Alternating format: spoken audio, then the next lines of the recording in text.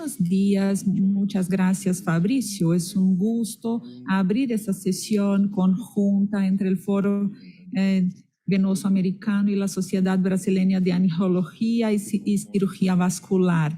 Yo espero que las sesiones conjuntas se vuelvan algo más constante en nuestros eventos. Agradezco al comité organizador, doctor Antonio Gaspari. ¿Quisiera usted hacer alguna consideración inicial?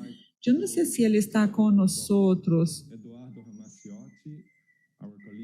Quisiera llamar al doctor Eduardo Ramaciotti, nuestro colega, quien nos hablará de entornos de coagulación. Buenos días. ¿Logran ver mi diapositiva? Es un gusto poder presentar en inglés una sesión a la Sociedad Goiana de Cirugía Vascular. Yo voy a hacer esa presentación de 10 minutos acerca de nuevos horizontes y la anticoagulación en el 2021. Yo trabajo con anticoagulante de todas las empresas y no tengo acción en ninguna de ellas, entonces yo dejé de esa manera. Fabricio, como ustedes saben, en Brasil nosotros tenemos mucha trombosis. Esta proyección me ha sido dada por la gente que hizo el ensayo CONTACT y hemos visto la incidencia y esperamos ver 1,5 millones de TEVs al año. Tenemos 2 millones de pacientes con fibrilación atrial, 25 millones de CAT y muchos stents y pacientes con enfermedades vasculares y arteriales periféricas.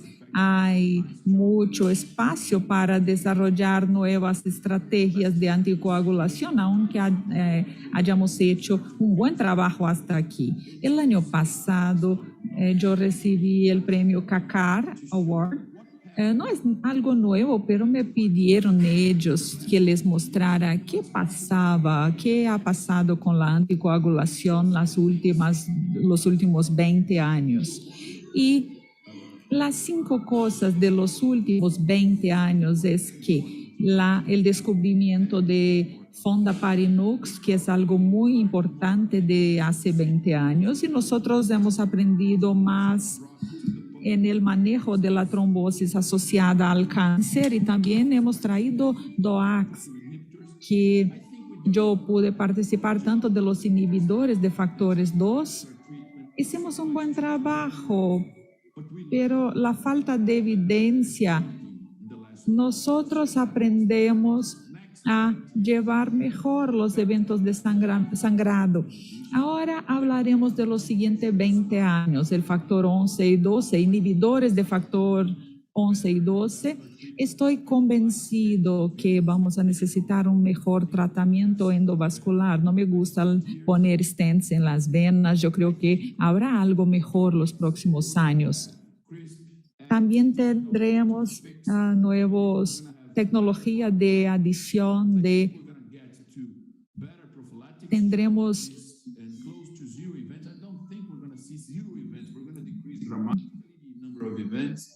Genomics and metabolomics will play a major role. Vamos a reducir la cantidad de eventos. La metabolómica también tendrá un rol. Tendremos una educación médica, viene de nuevos horizontes de anticoagulación. Aquí en Brasil hemos hecho un buen trabajo con publicaciones de la COVID. Este es el ensayo Action que nosotros hemos publicado unos meses antes y que muestra que la profilaxia no trajo reducción de eventos trombólicos. Utilizando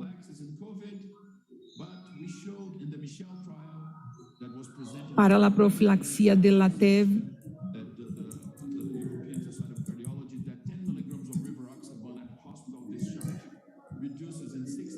10 miligramos reduce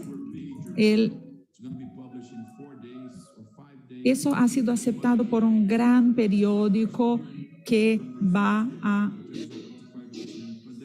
Hicimos una buena colaboración con Brasil y el mundo.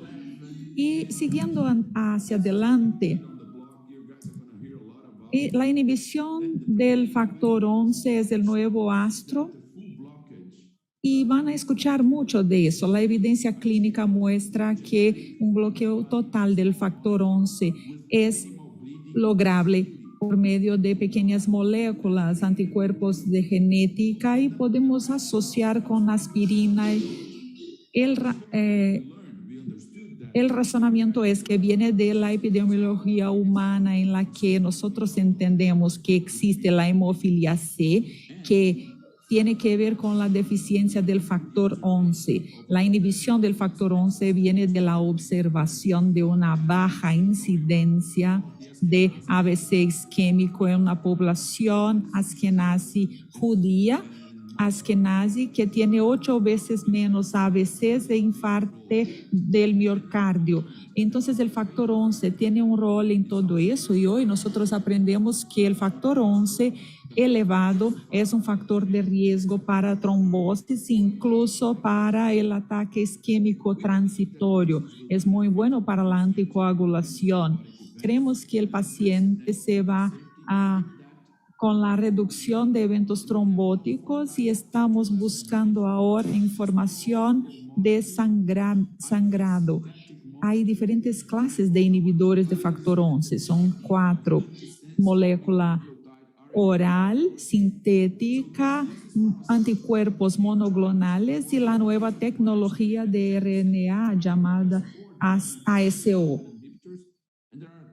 Ese es un trabajo con Bayer Janssen con factores de inhibición 11, y hay otras compañías que están investigando en este sentido. ¿Y quiénes son los blancos, los objetivos? Uno es la enfermedad cerebrovascular con ataques isquémicos y ataques isquémicos transitorios. Tenemos el síndrome coronario agudo, la enfermedad arterial periférica coronaria, la prevención de AVC en fibrilación atrial. Todos ellos son blancos. Nosotros no hemos definido muy bien acerca del tratamiento para TEV, TEV-X y el cáncer asociado a la trombosis. Esas no han sido muy estudiadas, pero yo abogo por ella. Tenemos que buscar las enfermedades crónicas renales, porque vamos a poder tratar eso con la inhibición. Ahora estamos haciendo un estudio grande de fases 2. Soy parte de ese estudio y estamos probando diferentes dosis del factor 11 para el post-AVC. Y es un estudio muy difícil. Jeff Wines recién ha publicado en Journal que la inhibición del factor 11 para TKR y que el nombre de esa medicina es Milvexian.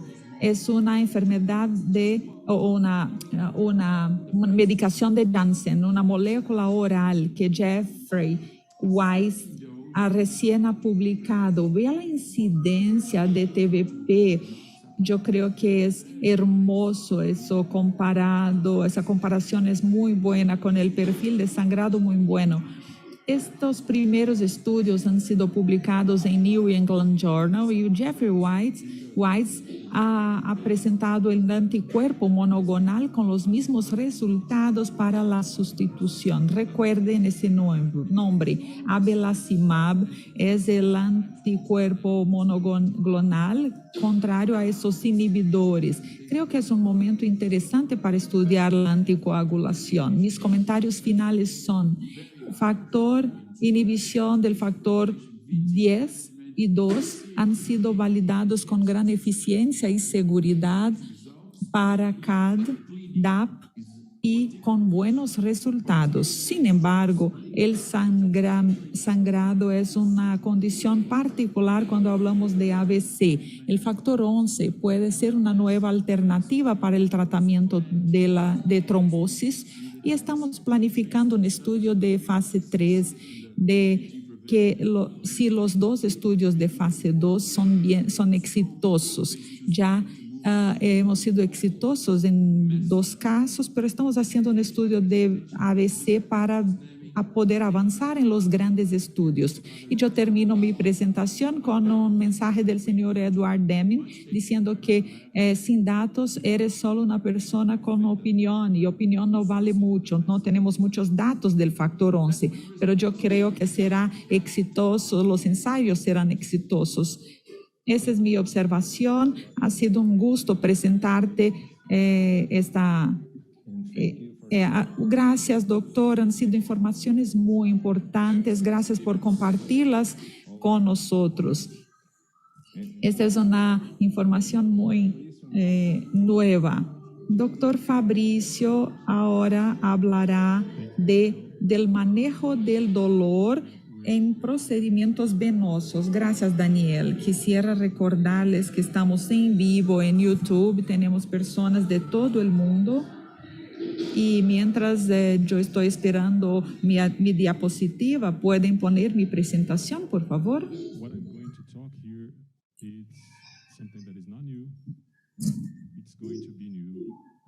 Lo que voy a decir no es nuevo, pero será nuevo para procedimientos venosos. Mi nombre es Fabricio Santiago. Quienes están escuchando en todo el mundo, yo no tengo un conflicto de interés y les voy a decir, voy a hablarles del manejo del dolor en procedimientos venosos.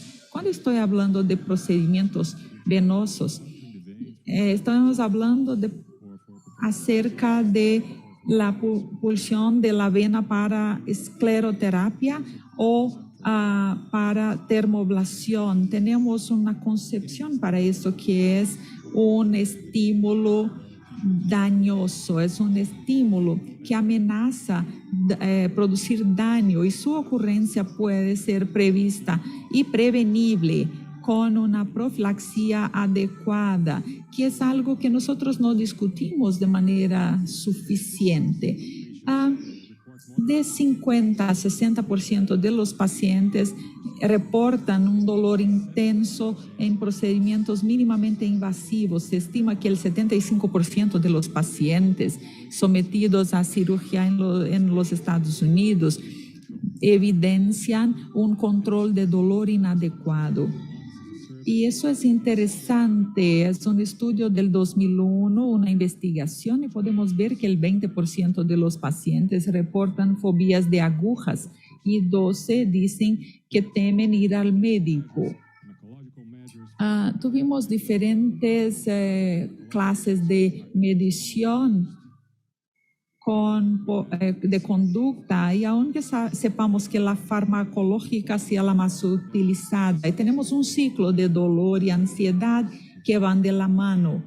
La ansiedad produce dolor y el dolor produce ansiedad. Cuando estamos hablando de procedimientos venosos, la correlación entre dolor y ansiedad, notamos que ansiedad puede interferir en nuestros resultados. Este es un estudio en el que los autores compararon pacientes categorizados como ansiosos y pacientes sin ansiedad.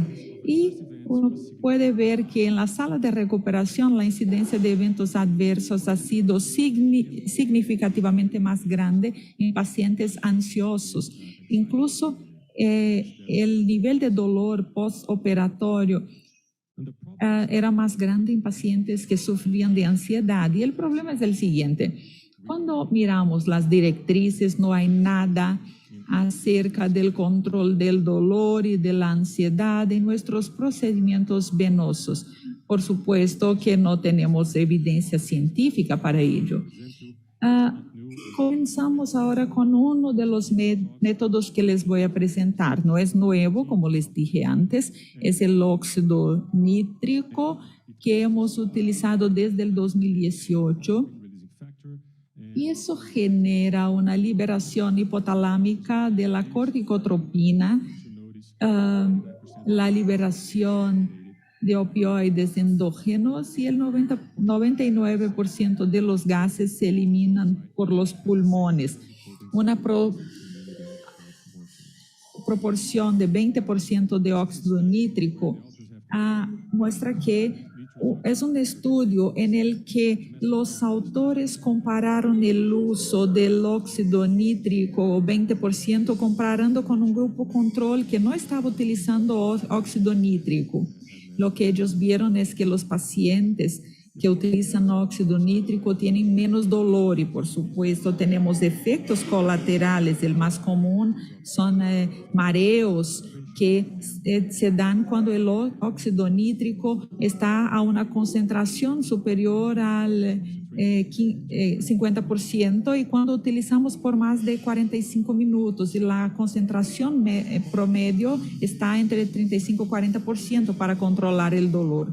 Por supuesto, hay contraindicaciones en el primer trimestre del embarazo o con complicaciones pulmonares o para cirugías de retina encontramos problemas con pacientes claustrofóbicos y congestión nasal persistente. Esta es otra modalidad. Yo puse una fotografía de un mago, porque esto es lo que nosotros hacemos cuando comenzamos a hablar en hipnosis, especialmente nosotros que somos de las ciencias. El concepto de hipnosis es un estado de conciencia con concentración reducida y una capacidad aumentada de respuesta a sugerencias, la sugestión. Entonces, poniendo en otras palabras para dejar más sencilla la cosa, imagínense que su mente es una computadora y hay diferentes procesadores. El procesador principal es la red de saliencia que se conforma de los nudos de la amígdala, del hipotálamo, del estriato, y ella regula la red ejecutiva y la red estándar. En otras palabras, es el jefe. Él es el que manda. ¿Y qué pasa? Como nosotros hacemos una inducción hipnótica en nuestros pacientes, nosotros cambiamos el circuito y los procesadores, nosotros cambiamos los comandos de la red de saliencia. Disculpen, aquí por lo general la red ejecutiva tiene una influencia causal reduciendo su actividad y eso genera una modificación de conciencia de estímulos internos y externos, además de la liberación de la serotonina y endorfina.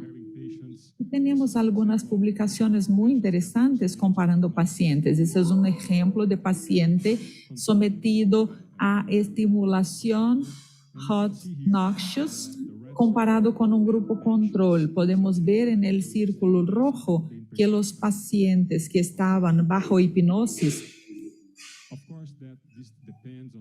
tuvieron menos eventos que el grupo control. Por supuesto, eso depende de la susceptibilidad del paciente, la inducción hipnótica que estamos promoviendo y, por supuesto, la sugestión hipnótica. Tenemos que ser un buen programador para hacer sugestiones hipnóticas. Otros factores que influyen son psicológicos, biológicos y sociales. Este es el primer estudio que yo encuentro en la literatura que ha sido presentado por el doctor Mathieu Justin, que en el 2018, que él ha visto que ningún paciente reportó ansiedad y el nivel de dolor ha sido muy bajo con hipnosis. Estos son los locos que estaban haciendo hipnosis en el 2019. Es un resumen de lo que estamos haciendo con nuestros pacientes, especialmente para el control de la ansiedad y en los procedimientos de escleroterapia con ablación térmica y control de dolor. Este es Solo el panorama, como les dije, no es nuevo, pero hay nuevos conceptos para hacer procedimientos endovenosos y para traerles datos numéricos. Estamos preparando un análisis retrospectivo multicéntrico y haciendo un estudio randómico también. Muchas gracias.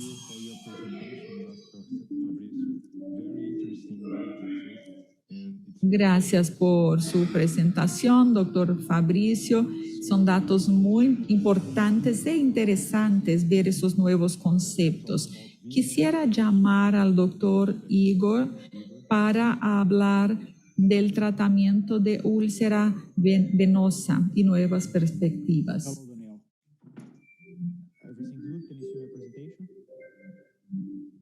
¿Logran ver mi presentación? Sí. Tenemos una evolución de las úlceras los últimos 20 años con respecto a la presión negativa y voy a hablar de esto. En la úlcera venosa tenemos que comenzar una evaluación clínica apropiada con antibióticos y el cuidado multidisciplinario. También tenemos que hacer una evaluación del sistema venoso superficial. Tenemos que hacer en términos de tratamiento, tenemos que orientar la ablación o la angioplastía. Utilizamos después la presión negativa. Tenemos que desarrollar medidas, matrices térmicas y la terapia de oxígeno hiperbárica. Y nosotros utilizamos prótesis de ser necesario y nuevas posibilidades de dispositivos. Primeramente hablaremos de evaluación clínica. Siempre tenemos que cuidar del sistema venoso profundo, especialmente los pacientes con enfermedades tromboembólicas, úlceras de largo plazo.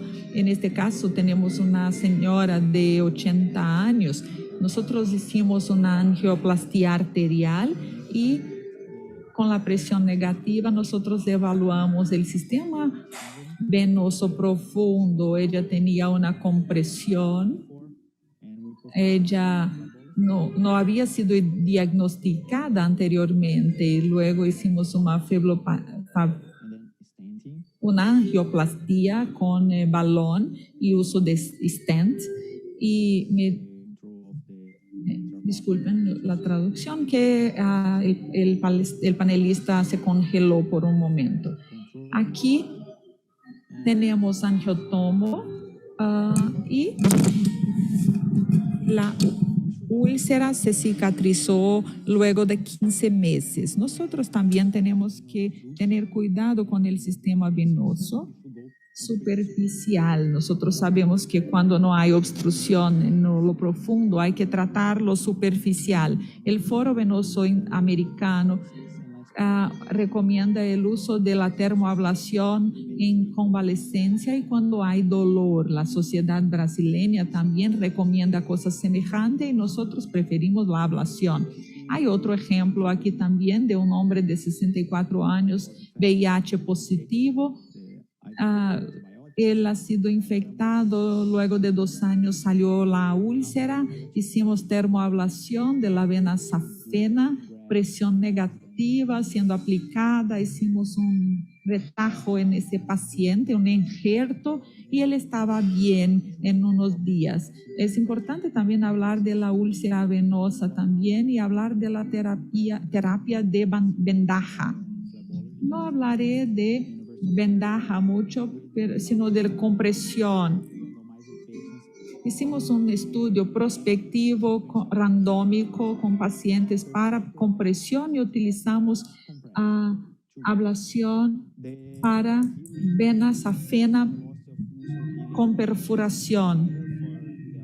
Y la tasa de cicatrización de la úlcera fue más grande para el grupo de ablación. En los 2 casos, podemos ver una cicatrización al final de 2 años, pero la recurrencia, la recidiva, ha sido más grande con la compresión sola que comparado con la radiofrecuencia. Aquí tenemos un score de severidad clínica. Tenemos las tasas primarias un mes después de la radiofrecuencia, que es segura y podemos utilizarla en la piel dañada. Y ahora tenemos los 3 temas de presión negativa, matriz térmica y terapia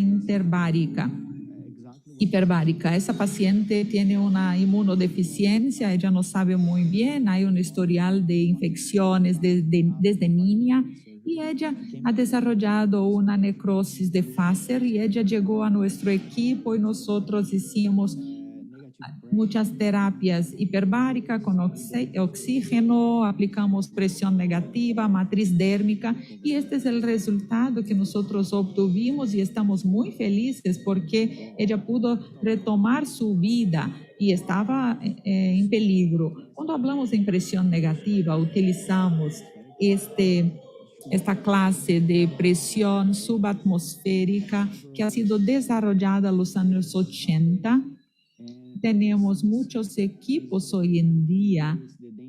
Estos equipos aumentan la densidad de los capilares e inhiben el crecimiento bacteriano.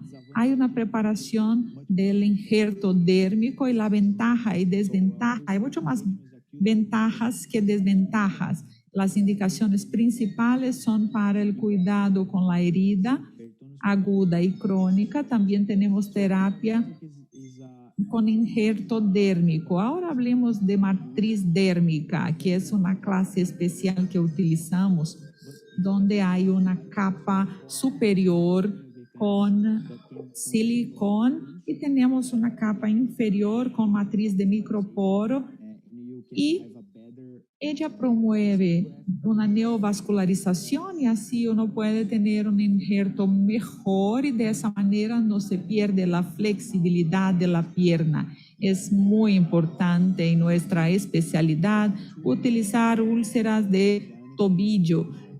Tenemos 2 materiales dérmicos en Brasil actualmente. Nosotros indicamos para grandes heridas en el tobillo, el objetivo es mejorar el proceso de la terapia hiperbárica de oxígeno. Tenemos la reducción. Tenemos pocos estudios, algunos de ellos muestran un número muy bajo de pacientes y aún con úlceras diversas. La mayoría de los casos se utiliza para pacientes diabéticos con úlceras y químicos con isquemia concomitante. No se utiliza para cuestiones de venas, a veces como terapia coadjuvante, accesoria. Podemos utilizar la grasa para hacer células tronco y no tenemos un paper con respecto a eso y no sabemos si también lo vamos a lograr. Pero para la conducta de la úlcera de vena, hacemos todos los tópicos enlistados anteriormente y tenemos que estar centrados en el diagnóstico y tratar la causa venosa primeramente. Después de eso podemos realizar la compresión, el vendaje y todas las otras cosas. Y la última diapositiva es la fotobiomodulación con láser. Mucha gente lo está utilizando con bajos niveles de terapia de láser. No hay muchos artículos disponibles en la literatura. Hoy tenemos la de alta intensidad y estamos tratando de realizar a nivel experimental en mi centro y no la recomendamos aún porque no hay respuesta de si resulta o no. Estamos probando a la vez que estamos utilizando el láser. Muchas gracias, esa es mi ponencia. Quiero invitar a todos para el Science el 11 de diciembre. Muchas gracias por su atención. Gracias, Igor. Ha sido una presentación extraordinaria. Gracias por compartir con nosotros. Yo no sé si el doctor Jorge ya está con nosotros. Bueno, vamos a hacer la ponencia grabada, entonces vamos para el video de Ulloa.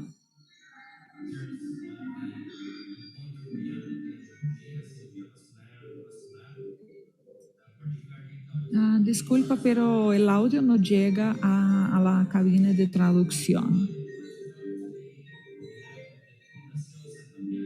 Otra vez la traducción no recibe el audio para que pueda realizar la traducción. Yo hablaré de la respuesta de las válvulas que causan la crisis trombótica. Quisiera agradecer al Encuentro Goiano, a los organizadores. Pedimos disculpa por la traducción porque el audio realmente llega muy malo, pero voy a tratar. La insuficiencia venosa crónica.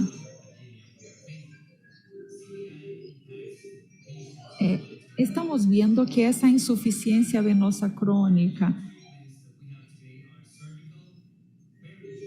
de los eventos que tenemos cirúrgicos y los enfoques que tenemos, la terapia elastocompresiva, que presenta malos resultados para esa clase de paciente. Entonces tuvimos la idea en cuanto a este sistema, que es un modelo monocúspide de la válvula aórtica porcina, y esa válvula se apoya en un material de acero rígido.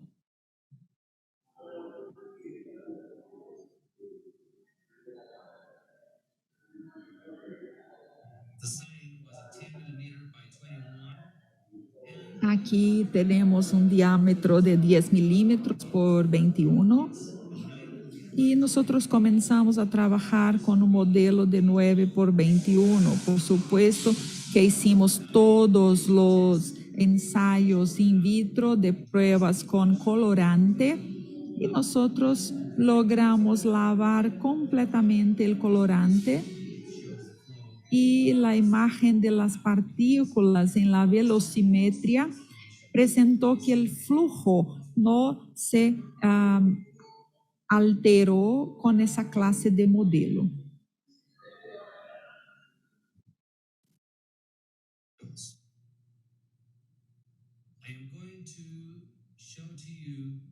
Ahora les voy a mostrar el acceso cirúrgico de la válvula, cómo nosotros accedemos a esa clase de vena y pusimos la prótesis de una manera longitudinal.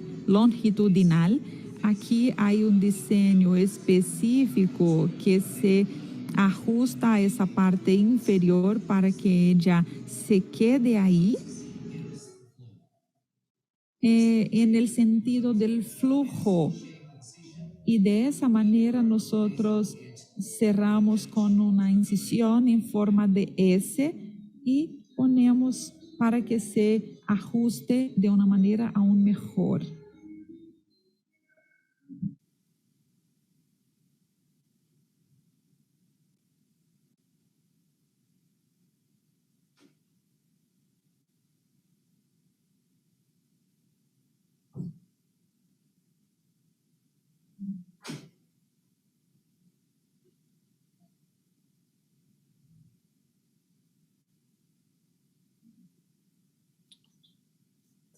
Okay, I think the video is done, isn't it, Fabricio? All procedures are done surgical under spinal anesthesia. Todos los procedimientos se hacen de una manera cirúrgica por una anestesia raquidiana. Por supuesto, tenemos la vena femoral y el cierre se hace con un PET de polímero.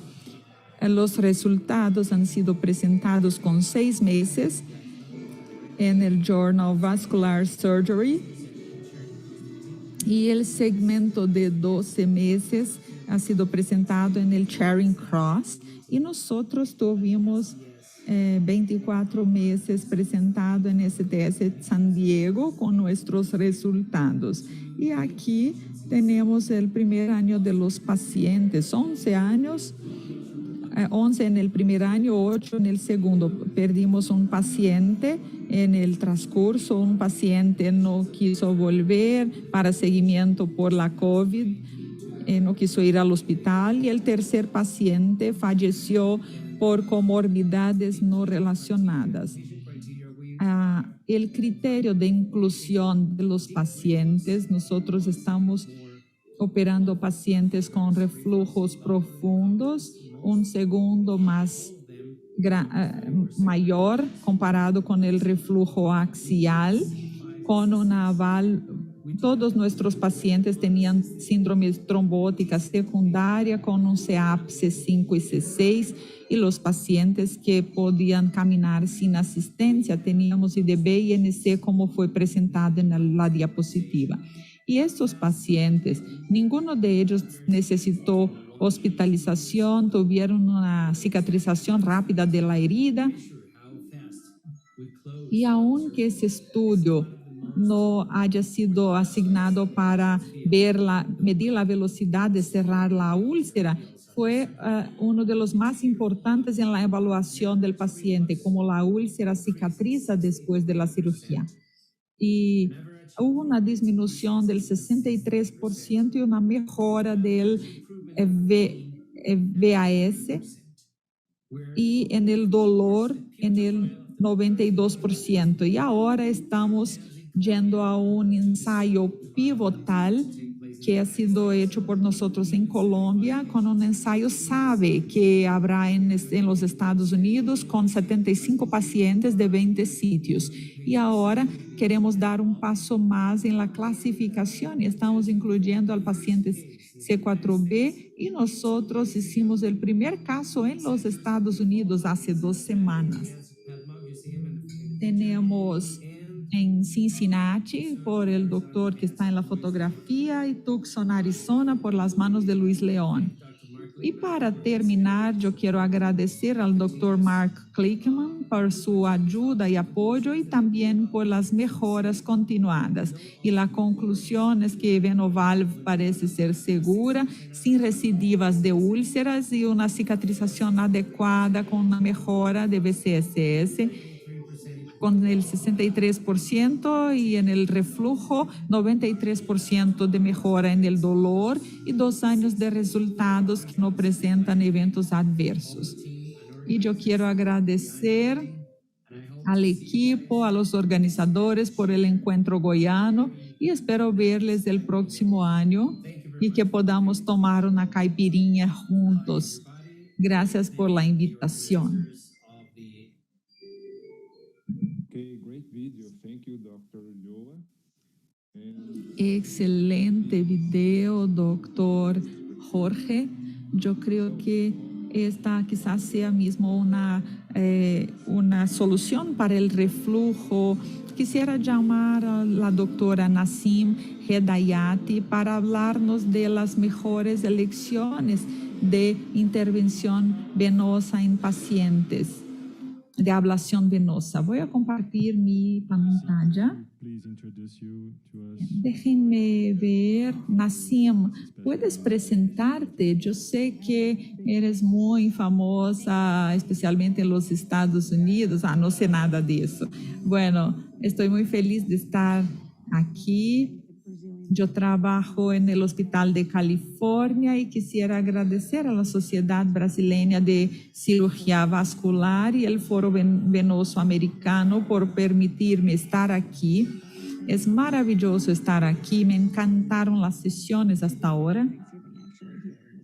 Y un buen día de acción de gracias para ustedes. ¿Pueden ver mi diapositiva? Sí.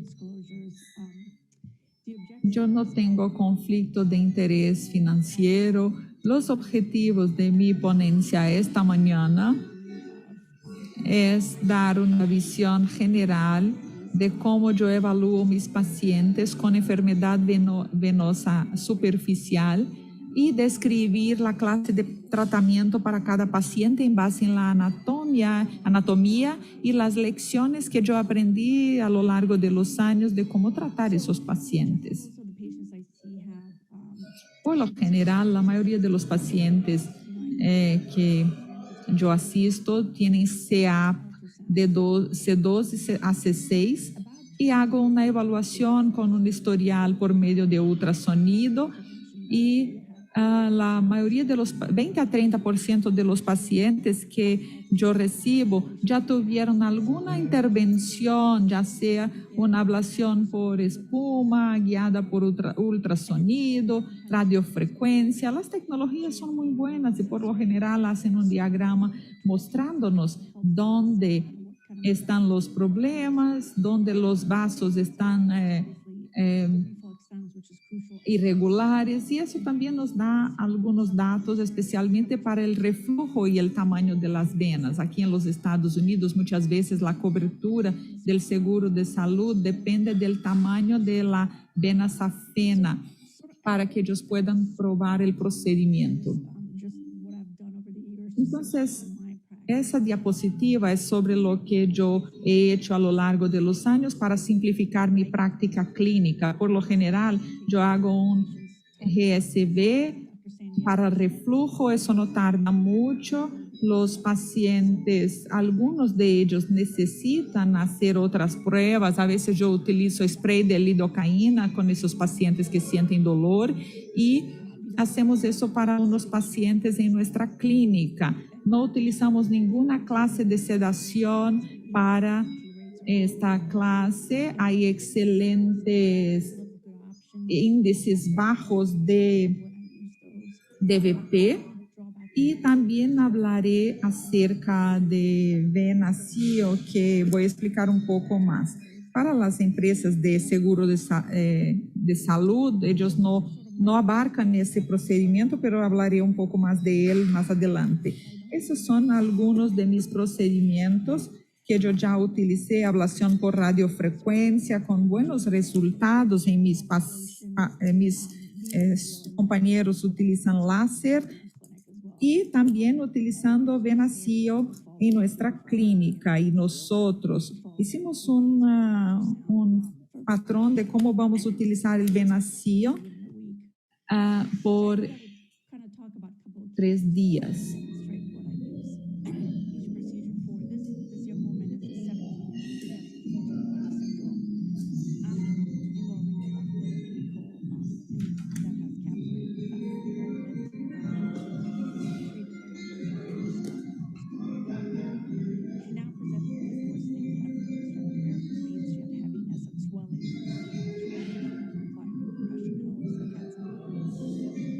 Las varices con las extremidades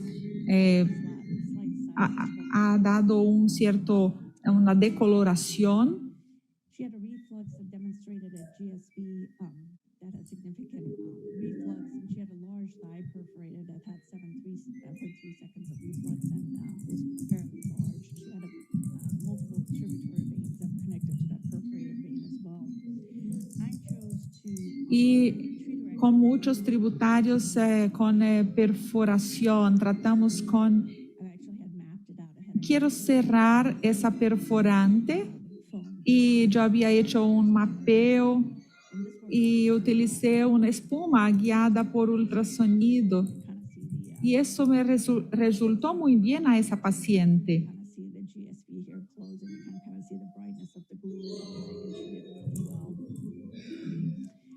Y podemos ver también que ese procedimiento, algunos de los puntos que yo aprendí acerca de Venasio, que las venas no son seguidas y a veces es difícil el acceso. Si la vena es pequeña, yo no utilizo la externa, solo la interna, y hago un mapeo de las perforantes antes, especialmente si el reflujo de las perforantes y yo estoy interesada en tratarlas de un comienzo. En pacientes con ulceración venosa, yo sé que ya hemos hablado de ablación para tratar de la enfermedad venosa superficial y por lo general utilizamos RFA, pero ahora estamos utilizando venas CO, porque también utilizamos, es muy útil para pacientes con reflujo en las venas perforantes. Y el Peniel estudio ha mostrado una mejor cicatrización de la úlcera si comparado con la ablación, y eso ha sido mostrado también comparado con las tasas de recuperación que han sido mucho mejores para VenaSeal. Aquí podemos ver acceder por el tobillo y tratar a lo largo de la vena con VenaSeal. Este es el ultrasonido. Comenzamos un catéter 5 centímetros antes de la junción, y este es otro caso que les quería presentar. Esta es una paciente mujer de 49 años que presentó con venas varicosas grandes, mediales y laterales prominentes, y ella había hecho una ablación de la vena magna y había un reflujo significativo en la safena accesoria. Eso se trató con varitena, con ablación con espuma. Lo que podemos ver aquí, esta es la junción safenofemoral, y lo que vemos es un espesamiento de la vena femoral no común, luego del duplex. El técnico me llamó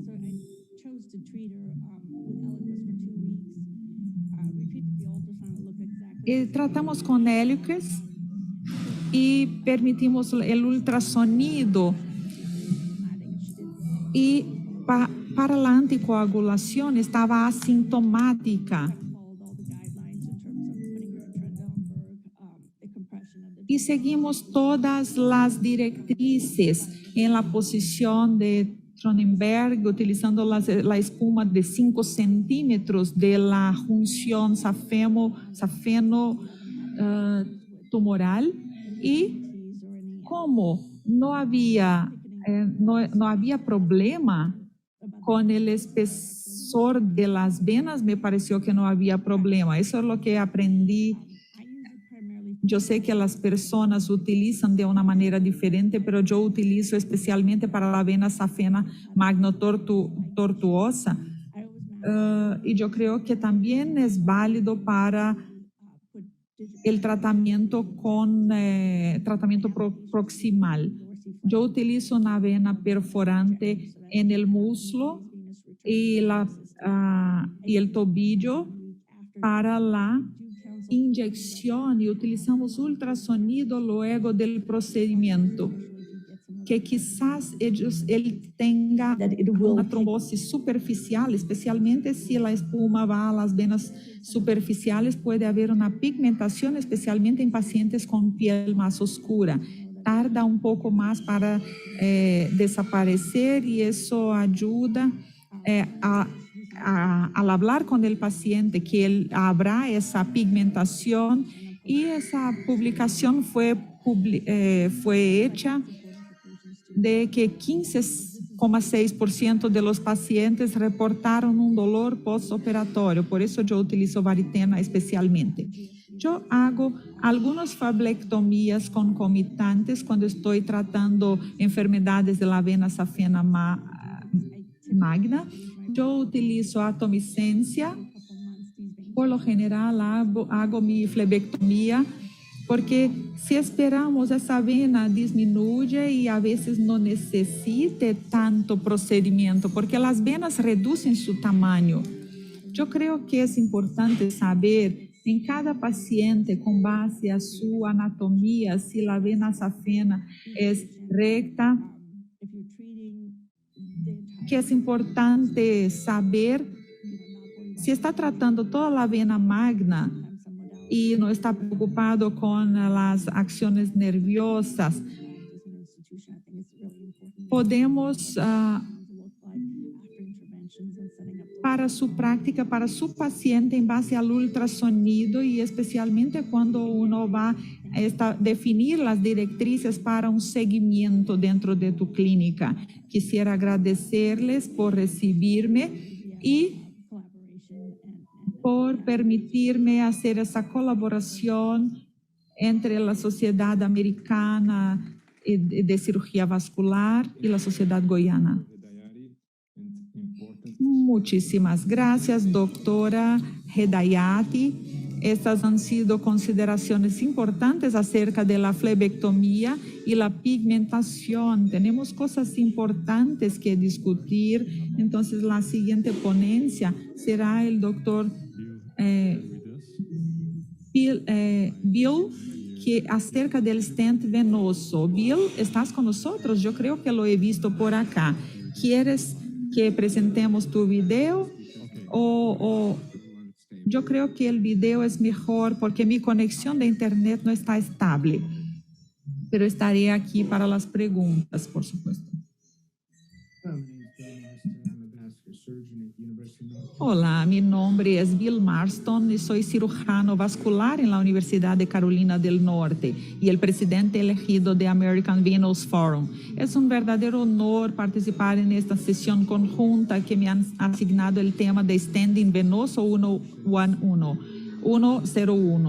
Así que con la colocación de stents venosos, intentamos abordar las áreas de obstrucción del flujo de salida venoso. Esto sería en la vena femoral común, la ilíaca externa y la vena ilíaca común y la cava inferior. A medida que nos adentramos en las pacientes con enfermedades venosas más complejas, como la CAC4 de la CEAP, y la ulceración de la pierna, la incidencia de la obstrucción de la vena ilíaca es bastante alta. Este es un estudio publicado por nuestro grupo de la revista Cirugía Vasca, en que encontramos una alta proporción de pacientes en la TCO que tienen una obstrucción significativa con úlceras recalcitrantes en la pierna. Casi una cuarta parte de los pacientes tenían más del 80% de obstrucción y algo más de un tercio, más del 50% de obstrucción de estos segmentos de salida. Y hay un verdadero espectro de obstrucción venosa en nuestros pacientes que va desde la simple compresión de la confluencia ilíaca por la arteria ilíaca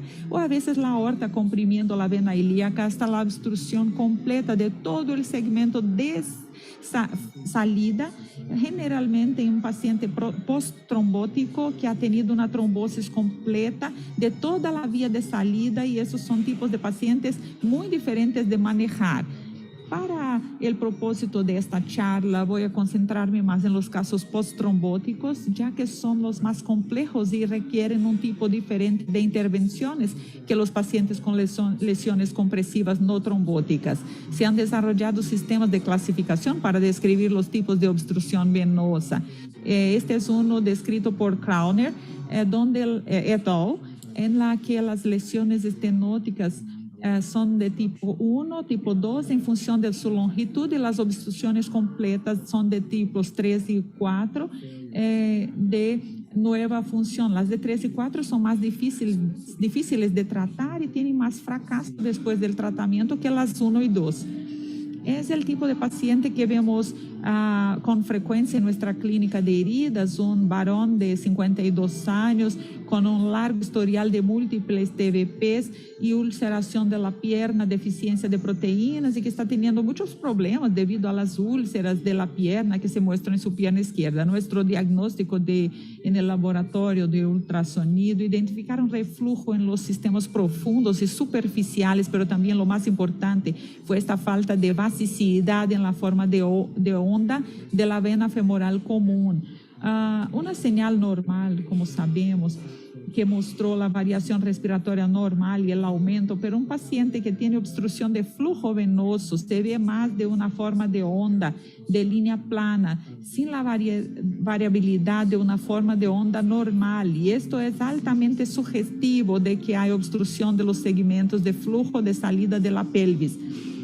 También se puede confirmar los hallazgos en la tomografía computadorizada o la resonancia magnética observando la vena ilíaca, y hacemos eso frecuentemente para la confirmación y para el procedimiento cirúrgico. Yo creo que este es un punto clave, particularmente para las venas ilíacas ocluidas en pacientes post-trombóticos. Es realmente necesario tratar esos casos con reconstrucción o reparación de un aneurisma en aorta. Se trata de lograr un buen flujo de entrada por debajo de una lesión obstructiva, observando la vena femoral y la vena femoral profunda, y luego tener una buena estrategia para cruzar la obstrucción y luego manejar toda la longitud obstruida con stents, incluyendo confluencia ilíaca. Hacemos un mapeo muy detallado del flujo venoso, utilizando ultrasonido para ver el flujo a través de la vena femoral y vena femoral profunda y la común. Y queremos asegurarnos de que tenemos un buen flujo a través de uno o dos vasos en la vena femoral común, porque si no hacemos eso, hay una alta tasa de trombosis recurrente después de la colocación de stents. También hacemos una guía de TC en 3D, al igual que hacemos en aneurismas como este, para ver la imagen guiada y obtiene una pista para reapertura de una vena ilíaca crónicamente ocluida. Son sistemas de guía que pueden ser muy difíciles para cortar el tiempo de procedimiento y reducir la exposición. Hay muchas opciones de acceso, se puede ir directamente a la vena femoral, aquí en la mitad del muslo, lo que obviamente no se hace en casos arteriales, pero es aceptable acceder aquí. No se quiere acceder en la vena femoral común para una lesión postrombótica, porque a menudo hay que poner un stent en la propia vena femoral común. También es muy aceptable el acceso a la vena proplítica en posición prona, para poder ver toda la vena femoral y la femoral profunda también. Y esta es mi ruta de acceso preferida para la mayoría de estos pacientes. Hay que decir que a veces accedemos a una de esas venas y en las venas yugulares, que puede trabajar desde ambos extremos en el caso de recanalización difícil.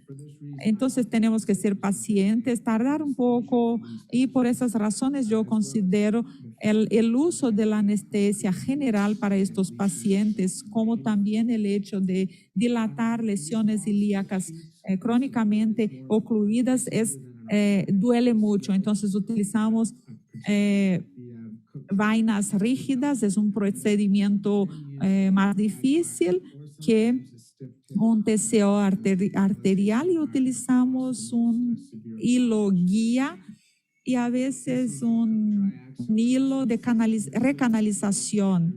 Este es el sistema de cruce triaxial que realmente pone todo en un único catéter y es muy bueno para inyectar frecuentemente la puerta sin remover el hilo guía para su procedimiento. Es muy importante comprender la anatomía de la vena ilíaca por medio de la pelvis para entender la orientación, sí, orientar con sus catéteres para recanalizar la vena ocluida, y utilizamos diferentes puntos de acceso con ángulos diferentes, todo orientado por imagen para estar seguro de que estamos siguiendo el flujo correcto. También utilizamos el fluorophaser.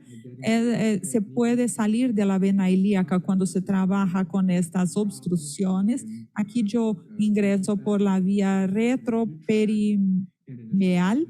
Muchas veces no es problema, pero si hay un problema, yo vuelvo y busco encontrar otra ruta, porque eso resulta en hematomas. Una vez que traiga la lesión y se confirma también en el sector inferior, comenzamos a hacer la dilatación de la vía con un balón pequeño de 4 a 5 milímetros para estar seguro de que están en el sitio correcto. No quieres hacer con un balón de 2 a 3 milímetros antes de confirmar que uno está en la vena ilíaca a lo largo del curso de la recanalización, y ahí puede pasar al tamaño que uno desea para poner el stent. En todos esos casos, nosotros utilizamos IVOS para evaluar el volumen y buscar el inicio y fin del segmento de la enfermedad. Y aquí mostramos el IVOS puesto en el lugar para la vena normal hasta que podamos llegar a una vena normal nuevamente luego de la obstrucción venosa. Aquí tuvimos un caso muy semejante, arterial, con buena salida, con buena conducción. Hay algunas cosas críticas acerca de los stents. No hablaré de los stents que están disponibles porque eso está en evolución, pero algunos stents el clásico stent, si uno tiene una vena teóricamente ocluida, por lo general utilizamos el stent de tamaño normal. Después de la dilatación con balones de alta presión, hay que lograr el tamaño del lumen y hacer ese procedimiento inicial, solapar las endoprótesis de 2 a 4 centímetros y si se trata de una endoprótesis de pared, al menos 1 centímetro para una endoprótesis de nitinol y hay que evitar hacer el solapamiento en el ligamento inguinal, ya que puede aumentar el riesgo de fracturas de la endoprótesis y así si vas a solapar el stent es mucho mejor hacerlo en la vena ilíaca externa proximal al ligamento inguinal. Y luego, de nuevo, la dilatación completa de la vía de salida. Le gustaría ver el femoral común en la externa, por lo menos 12 milímetros de diámetro en la mayoría de los pacientes. Para algunos pacientes puede ser difícil lograrlo, pero utilizando balones de alta presión se consigue el mayor tamaño posible con los stents. Después del procedimiento a la anticoagulación es muy importante para estas oclusiones crónicas. Si el paciente no es trombótico, creo que la terapia antiplaquetaria es adecuada, pero se han utilizado diferentes estrategias y aún no hay buenos datos para compararlas. Para las oclusiones crónicas, recomendaríamos heparina de bajo peso molecular durante las primeras 3 a 4 semanas. ¿Cuáles son las tasas de permeabilidad después de esos procedimientos? En el caso de las lesiones no trombóticas son excelentes. Eso se desprende de uno de los ensayos de stents venosos recientemente publicados. Más del 96% son pacientes primarios a los 3 años. Y después de una lesión trombótica, la permeabilidad primaria no es tan buena, un 64% a los 3 años, pero con la intervención, la permeabilidad secundaria puede alcanzar aproximadamente el 90%, como hizo en este ensayo. Así que, en resumen, estos pacientes con obstrucción ilíaca son comunes en la enfermedad venosa compleja y afecta gravemente la calidad de vida, causando ulceración y otros síntomas. En general, podemos intervenir para reabrirlos. Gracias por su atención. Ha sido un verdadero honor participar en esta sesión conjunta. Muchas gracias. Bueno, yo creo que tenemos algunos minutos, Fabricio. Sí, tenemos un tiempo para preguntas y respuestas. Quisiera comenzar con una pregunta para ti. ¿Puedes decirnos acerca de la curva de aprendizaje de hipnosis? ¿Cómo la curva de aprendizaje, cómo podemos aprender a hacer la hipnosis con nuestros pacientes? Puedo decirles que no es rápido, porque como les dije, se necesita ser un buen programador, hay que entender el paciente. Y uno de los problemas de la hipnosis es que uno pierde, hay que conocer el paciente, sus aspectos culturales, hay que hacer una entrevista con el paciente para poner un programa que será el mejor para el paciente específico. Este es uno de los aspectos negativos, pero es muy barato comparada a cualquier droga, especialmente cuando hablamos en ansiedad. Fabricio, ¿puedes hacer unas preguntas? Sí, quisiera hacer una pregunta al doctor Ramaciotti. Ramaciotti, ¿estás con nosotros? Regarding the anti-11 drugs, when do you think that we'll have these drugs available? I think, do you have a timeline for that? Sure. I think we're going to take 4 years for us to hit the market. We need to develop the whole phase 3 program. It's around 4 to 5 years. So there's a gap between the factor 10 data generation and factor 11 inhibition. We're going to have to flow around new trials, and the next 4 years we won't see much of phase 3 studies, but after that it's going to be massive, I think, depending on the results of this phase 2 study for stroke prevention, for stroke recurrence, it's all depending on the phase 2 studies now. So we're going to have a gap. Okay, can I keep the questions, Daniel? Yeah, of course. Nassim, I'd like to make you a provocative question. So if you were to Quisiera hacer una pregunta una provocación. Si tienes que elegir un método, So if you were to choose for yourself a method, which one would be? I would use RFA. RFA. Okay, thermal ablation, right? Thank you. Bill, please, how often do you perform endovенectomies during these recanalizations? And how often, or do you think that it is important, or do we have room for arteriovenous fistulas, persistent or temporary, for in case of the poor outflow cases, patients?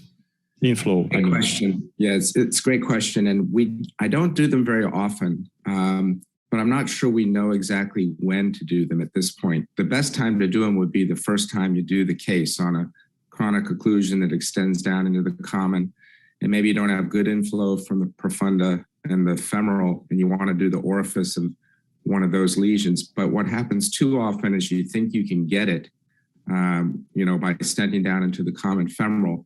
Then the patient comes back, 3 or 4 months later and has stenosis in the stent. And you probably should have done an AV fistula and an endophlebectomy. So, it's in evolution. And I think the key is getting a better way to estimate the inflow, because that's the critical thing about these cases, the inflow from the profunda and the femoral vein. And we don't have a good way to really measure that other than your own gestalt of whether it's good enough.